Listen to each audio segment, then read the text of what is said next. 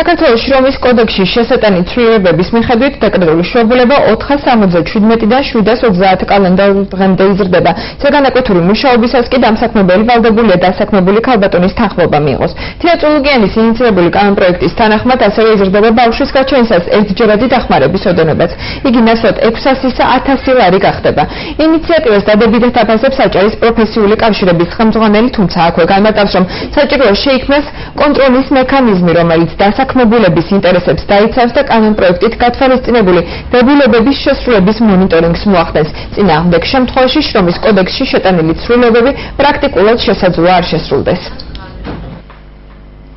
ისეთ ქალბატონები, რომლებიც არიან თქვა ორსულობის პერიოდში, ასევე ბავშვის მოვლის გამო სამწლამდე და ასევე მშობიარობის დროს შობულებით როცა არ გამოგმენ, ასევე ზეგანაკვეთურ სამუშაოს გადაყვანის შემთხვევაში მათ თანხმობა აუცილებელი.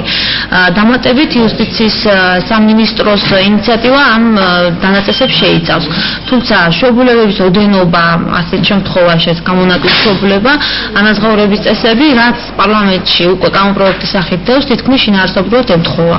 ზოგადი ჩანაწერები, რა თქმა უნდა, არსებობს, რომ საქართველოს შრომის კოდექსის დარღვევისათვის არის საქართველოს კანონმდებლობით გათვალისწინებული პასუხისმგებლობა, ეკისრება და ასე შემდეგ. არის ეს, რა თქმა უნდა, არის ვთქვათ გარკვეული პოზიციები იყო ძველ კოდექსშიც, ძველ სხვა კანონებშიც. ეს ყველაფერი არის ძალიან რთული ლაბირინთები, რომელიც უბრალო ადამიანისთვის, აი, უბრალო ქალბატონისთვის ეს არის ძალიან რთული პროცედურა. ჩვენ ვითხოვთ იმას, რომ ეს იყოს ქმედვითი, ეს იყოს რეალური და ეს იყოს აღსრულებადი პროცესები.